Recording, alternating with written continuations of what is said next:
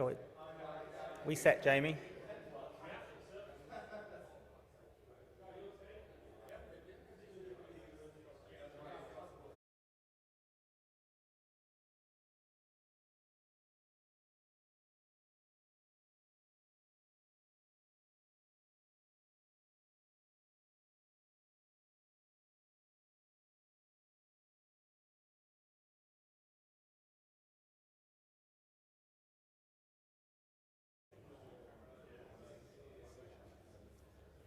Hello. Hello, everybody.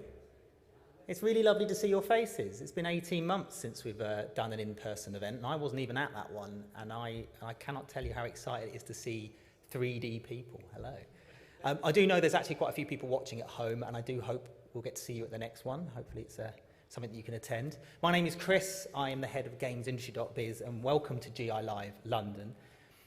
What a year it has been. It's been a terrible, horrible, awful year in most ways. But this is the games business, and let's be honest, it's not been a bad time to be in the games business. The numbers of 2020 were astronomical, and although things are slowing in some areas, video games has clearly reached new heights in popularity and acceptance. What embodies this for me was actually Animal Crossing New Horizons on Nintendo Switch. 34 million copies of that game was sold, which is double what any previous game in that series has ever done. And that was just in a year. Even Stephen Fry was playing on it.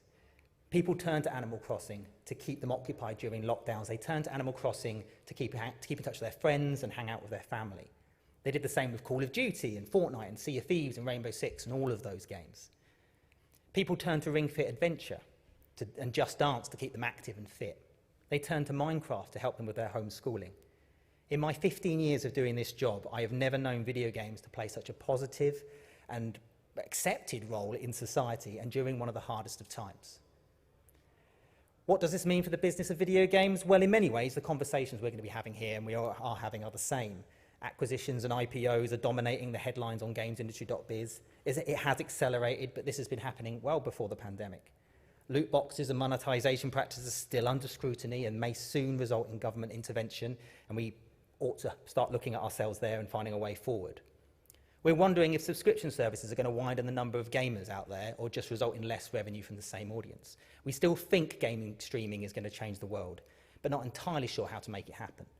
We're still looking at VR and esports and wondering when they'll finally deliver on their potential.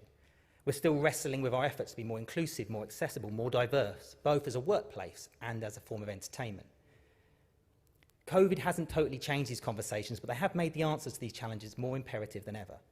Video games was on this journey well before the pandemic, but it would have, but in order to reach this ubiquity, we've got some way to go. The games we make, the people who make them, the audiences we make them for, the way we distribute them, the way we sell them, we were already looking at these areas and tackling the challenges, some better than others, but the opportunities have never been bigger, and we've never had more eyes on us about what we're doing and where we're going.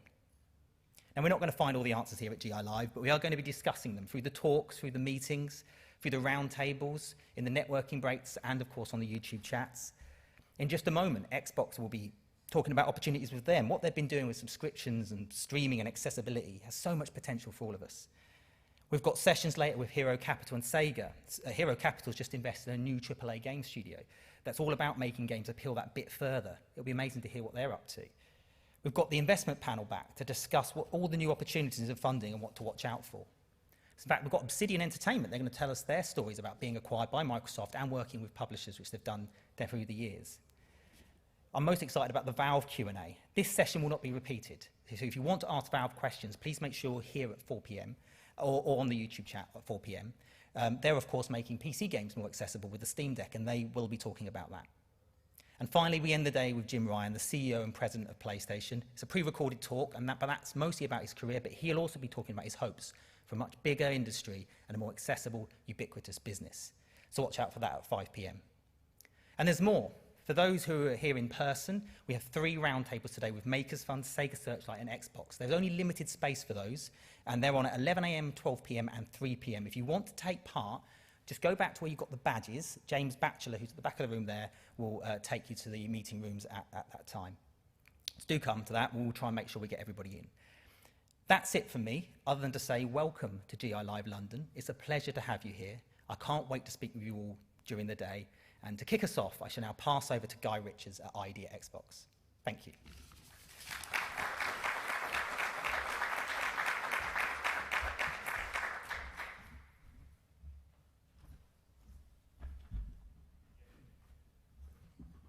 Second.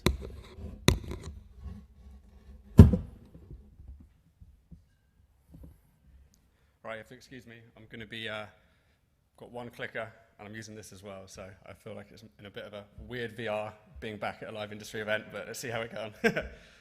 So, good morning, everyone. My name is Guy Richards. I'm from the Idea Xbox program. I run our team of strategic partner managers. We grow and build relationships with independent game developers, digital publishers across the world. And we do this across the breadth of Microsoft's gaming platforms. That's everything from Xbox consoles, PC to cloud, as well as the breadth of our initiatives, so things like Xbox Game Pass, as well as the way that we support developers for our Azure cloud services. I'm excited to be here today to talk to you about how Xbox empowers independent creators to achieve more, as well as opportunities for independent creators within our strategy. I'd like to begin talking about Microsoft's overall gaming vision. Today, the gaming audience is actually growing faster than the global population. There are around 200 million people that buy video game consoles. However, there are 3 billion people who play games. This speaks to the total addressable market that we have. At Microsoft, we're putting gamers back at the center, welcoming more gamers, more choice, more creators, and for our players, more ways that they can engage and play with content. Gaming is fundamentally aligned to our mission as a company, to bring joy and the community of gaming to everyone on the planet. At Microsoft, we're all in on gaming. We believe we can play a leading role in democratizing gaming and defining the future of interactive entertainment at scale. There are 3 key areas where we have an incredible competitive advantage when it comes to our strategy, and these form our core 3 pillars. First is our leadership in cloud computing through Azure. Second is the resources that we have to build out the subscription value and growth of Xbox Game Pass. Specifically, this means the investments that we make in content, which is the driving force behind Game Pass's growth. For example, the acquisitions we've made through Xbox Game Studios, notably Bethesda, among many other developers around the world over the previous 2 years. We form major partnerships with third-party publishers and independent developers, including many of those in the Idea Xbox program, and I'll talk more about some of those today. Third is our overall focus on empowering a community of creators to achieve more. The decisions we are making today will enable us to take independent creators on this journey with us, going beyond the living room, reaching gamers on new devices in new markets and new locations. With the player at the center of our approach, we aim to enhance their experience by offering more choice, whether that's creating more social connections, making it easier to discover your next favorite game, choosing a subscription, or purchasing content from our store. For players that play on console or PC that want the highest quality experience, we know that those native experiences will always be best. And with our expansion into cloud gaming, we're bringing new players to your games, taking your games to new markets and places where you're maybe unable to reach today. All of this can drive engagement, grow communities, and help grow the reach of your games. In order to achieve our vision, we have to empower a wide and diverse range of content creators from all around the world. And this is the role of Idea Xbox. At Idea Xbox, we empower game creators and independent publishers from around the world to unleash their creativity across the Xbox ecosystem, from the Xbox family of consoles, Xbox One, Xbox Series S and X, to our Windows PC store, as well as cloud gaming and streaming.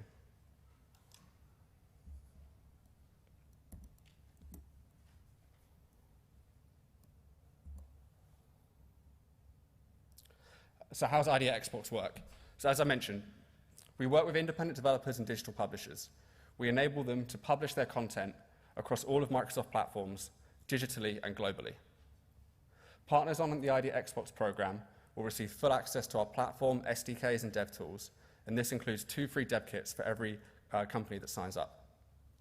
We support our partners by providing educational advice as well as best practices, pulling together tips and tricks from our teams of experts across marketing, submissions, engineering, and publishing. This includes advice on how to maximize opportunities for your games as they release on the store, how best to use our marketing channels, as well as tips and tricks for the actual Xbox dashboard and console itself to find ways to engage with our community of players. Another thing we do is we host our own events, where we share insights, bringing in experts from our store team, and sharing knowledge of the Xbox ecosystem. One example of these is Xbox Discovery Days, which is a global series of open events that we've recently ran for developers all around the world. We held these across multiple continents with the idea to bring developers in to hear about Xbox that have never worked with us before and give us an opportunity to learn from them so we can put plans in place to meet their needs moving forwards. So how's ID Xbox been doing? Well, we have an awesome selection of games. To date, game developers have chosen to release over 2,000 games through the ID Xbox program since it started in 2014, with over 30 titles releasing into Game Preview, which is our version of early access on console. And we've got a very big community. The ID Xbox community now includes games from over 4,000 game studios, from 67 countries, almost every continent on the world apart from Antarctica, and we've got a further 2,000 games that are still in development. We're super proud that ID Xbox has been an avenue for such a wide range of partners to find success. ID Xbox has paid out over $2 billion in royalties to independent developers and publishers since the program started, proving the commercial impact of the program to the whole ecosystem.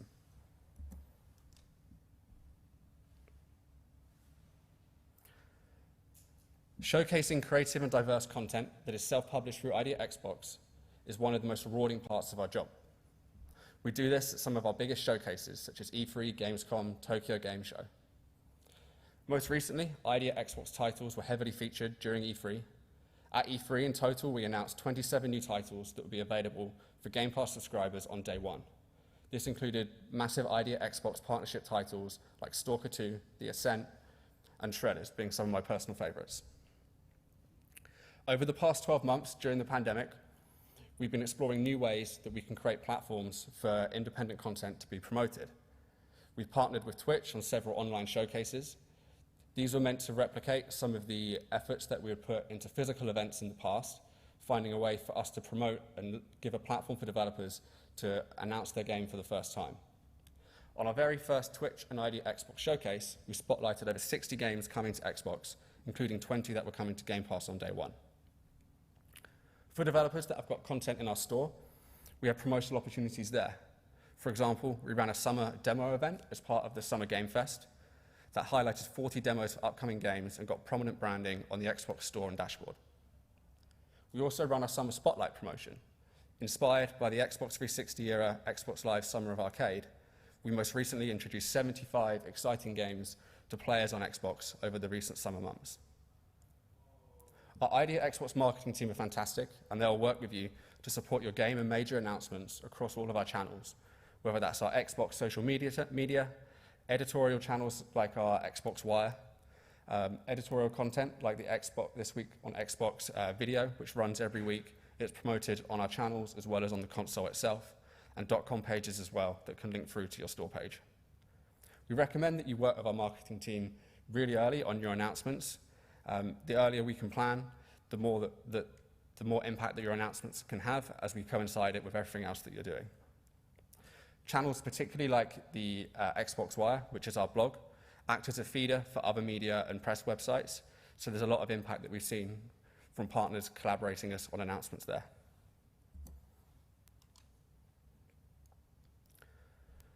Our Xbox Series S and X consoles launched globally last November. It's our fastest selling consoles ever, with more consoles sold life to date than any previous Xbox generation. We see our console business as a way to delight, extend, and grow our reach with gamers. With Xbox Series X, we aim to delight the core audience, giving them the full next-gen fidelity and performance in the console. With Xbox Series S, we aim to extend the market through the value proposition of the console, delivering a next-gen experience at the most affordable price, giving you a broader market appeal. With Xbox All Access, we're innovating the way that consoles are distributed, giving players their all-inclusive pass to Xbox through a subscription model. You can get an Xbox console plus 24 months of Xbox Game Pass Ultimate from $20.99 a month on a 24-month contract with no upfront cost, and you get to keep the console at the end of it, which is an absolutely fantastic deal. We've seen huge demand from the independent creator community to bring games to our next-gen console, with over 200 titles optimized for Xbox Series X and S so far, and our optimized titles receive highlighted treatment on the store as well. Some of the features that our next-gen titles are supporting include Xbox Smart Delivery, which allows players to seamlessly transfer their progress and purchases from Xbox One over to Xbox Series consoles. Support for true 4K definition and HDR, resulting in amazing visual fidelity. Delivering up to 120 FPS frames per second performance and low latency for the smoothest gameplay experience, as well as delivering players faster load times, eliminating the need for waiting between levels and making it easier for gamers to switch between multiple games on their console at once. Now on to Xbox Game Pass. We're committed to delivering over 100 games at one low monthly price, giving our members the freedom to discover their next favorite game. To this effect, we're now offering roughly over 300 games on console, 200 games on PC, and 150 cloud streaming games in the catalog today. What we love to see is the growth of the catalog across all of the platforms, but particularly PC and cloud, which are the latest additions to Game Pass's offering. When partnering with third parties and independent creators, our goal is to deliver experiences across all of Game Pass platforms. We believe this approach is best for our players, but also best for our partners, as it enables developers of any size to engage with a broader audience across all of the platforms that we offer. We're proud that ID Xbox has over 125 games in Game Pass, and day one content is an area where we're really focusing at the moment. Most recently, we've seen interest from third parties launching day one on Game Pass, which has been an initiative led by our first-party studios over previous years. Some great examples are MLB, which is trending to be a top-selling sports game on Xbox, in addition to being a top performer in Game Pass where it joined day one, or the Square Enix title from Outriders, which was the #1 selling title on Xbox during its launch week, a top 10 selling title on Xbox during its launch month, whilst Game Pass helped introduce millions of players to the game from day one as well. Releasing content on day one is an area where independent creators have been at the forefront for the past 3 years. We highly recommend talking to us early so we can put a plan in place to get your content into Game Pass day one across all of the platforms that we offer.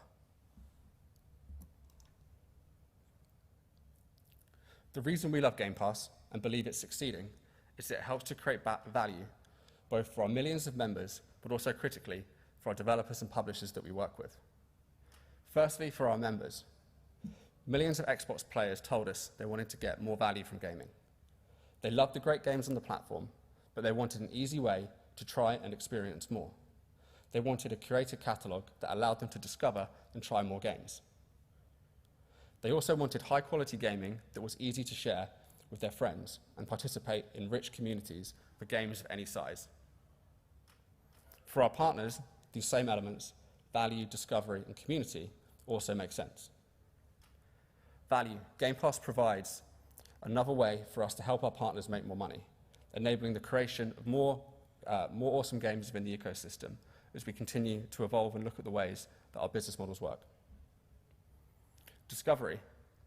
By providing a large audience that want to try new things, we can help millions of people discover new games, new developers, and new IP, creating new fans in the process. And having a rich, vibrant community of players talking about your game is critical to building awareness, engagement, and re-engagement. This snowball effect can help you grow your audience, and the mechanisms that we've worked with Game Pass in combination with the Xbox Store and platform are helping developers to build healthier and vibrant communities that can share, discuss, and stream your games. Game Pass Perks is another member benefit that I'd like to mention. It provides an opportunity for our partners, whether you've got premium games that are in Game Pass or free-to-play games in the store that are not included in Game Pass, to still engage with the Game Pass audience. Our Game Pass members receive access to meaningful DLC and currency for these titles as part of their Game Pass membership. For free-to-play titles, these games aren't part of the core Game Pass offering, but they're helping our developers to expand their audience and deepen their engagement through Game Pass. So what do we know about Game Pass members? We know that Game Pass members like to play more. They play 30% more titles, in fact. This shows that they like to discover content that is part of the catalogue. They also explore more. Our members say they play games that they would never have played otherwise if it wasn't for Game Pass. Our research shows that gamers often settle into a handful of familiar franchises and genres, whereas for Game Pass, 91% of our members told us that they play games that they wouldn't have played otherwise if it wasn't for the subscription.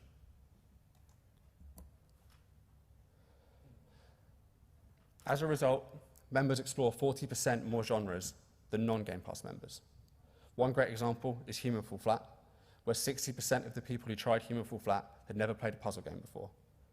40% of the people who tried it then went on to actually buy another puzzle game outside of Game Pass, which speaks to the way that Game Pass can work with the rest of the store and Xbox platform.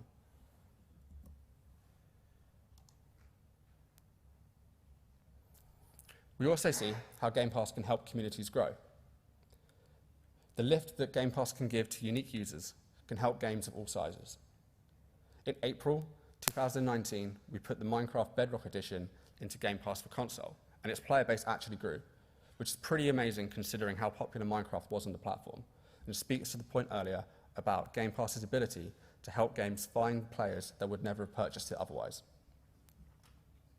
Another example is Descenders from No More Robots, which joined Game Pass upon its 1.0 release, joining from Game Preview on Xbox and Early Access on PC.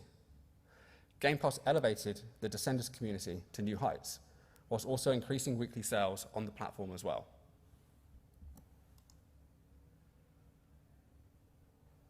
When Game Pass members find what they want to play, they spend 20% more time playing games. This is boosted by our members having more social connections on Xbox, means they've got more friends than non-members, as well as being more likely to stream, which accelerates that word-of-mouth momentum and ultimately sales.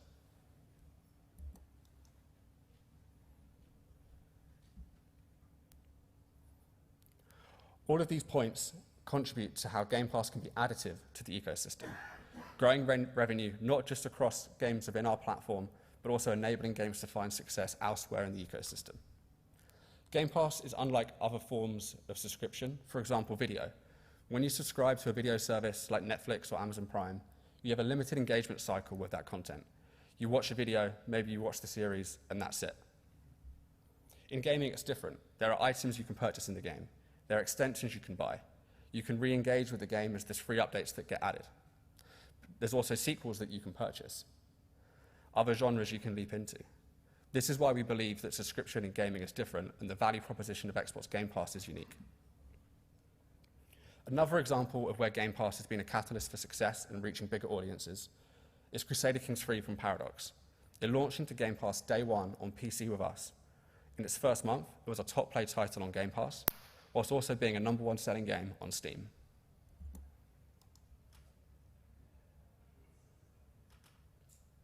At Microsoft, we love PC gaming. It's in our DNA. Our efforts in PC gaming are aimed to empower PC developers to create more amazing games. We're investing in our development tools and developer experience, opening opportunities for PC developers and publishers across everything we do, through our technologies, publishing services, and financial business models.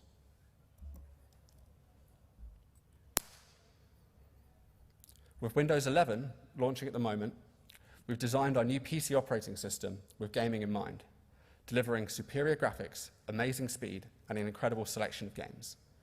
Through Xbox Game Pass for PC, the membership allows you to access a library of over 100 quality PC games, including PC-specific genres and focused titles that may not be available to console players. This shows how we tailor the PC Game Pass catalog to meet the interests of the PC gaming community. And now, with the Xbox app built into the Windows 11 operating system, access to Game Pass has never been easier.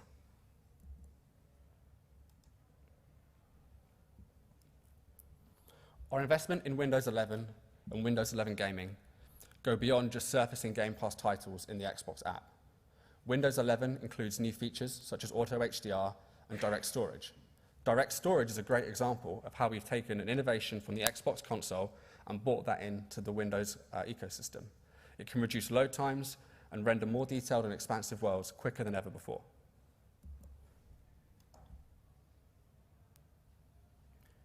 And in our efforts to help developers find commercial success within our PC ecosystem, we've changed the Microsoft Store business model for PC games. The developer share of net sales has increased to 88% from the previous 70%. A clear, no strings attached revenue share benefit that means developers can bring more games to more players and find greater commercial success in doing so.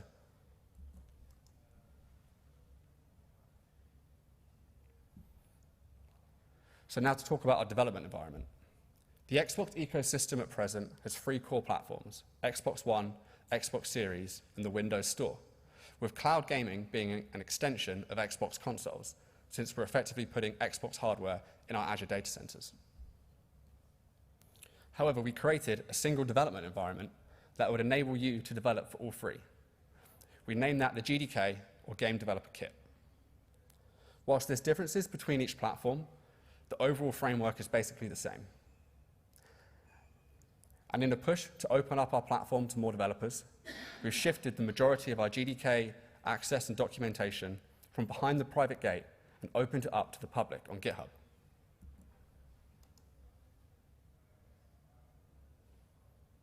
Microsoft GameStack brings together the breadth of investment that Microsoft has made into game technologies, tools, and services, extending beyond the GDK and the Xbox ecosystem.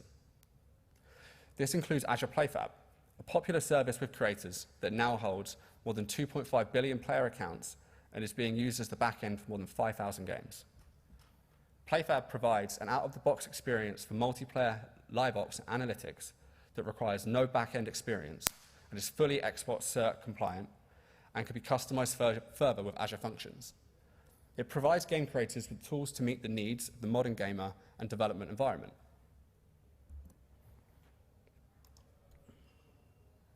Which brings us to our new initiative, ID at Azure. It's an exciting new program that will democratize access to cloud developer services. Inspired by the way we opened up the Xbox platform through ID at Xbox, we're doing the same for our cloud offerings.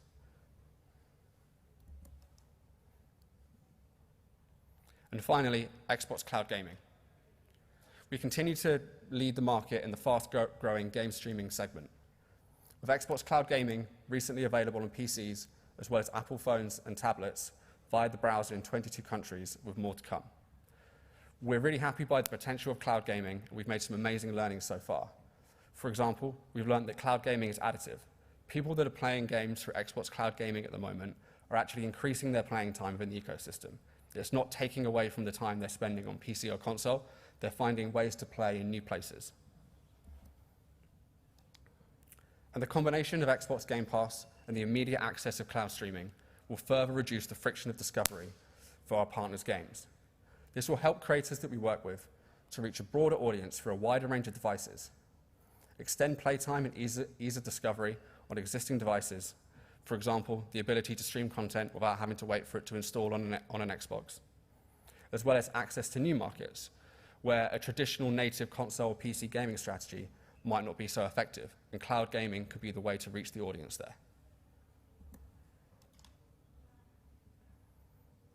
In summary, Microsoft is heavily committed to the future of gaming with a gamer-first approach. ID at Xbox will play a critical role in empowering independent creators to find success across the whole of our strategy, platform, subscription, and cloud services. We're inviting you to join our program and partner with us in the future, and we look forward to hearing more from you. Thank you for listening, and I've got time for a couple of time Q&A. Okay, cool. We're doing a round table at midday, so if anyone's got questions, please feel free to pop down then, and also say hi to me because I'll be hanging around. So, thank you.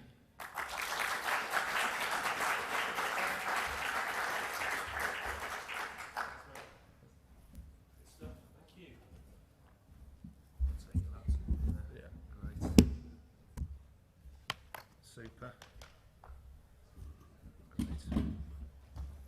Thanks, Guy. Brilliant. Thank you, mate. Great. Thank you to Guy there. Yes, sorry we didn't have time for questions, but as Guy mentioned, he's hosting an Idea Xbox roundtable downstairs in room 5 at 12 midday. Speaking of roundtables,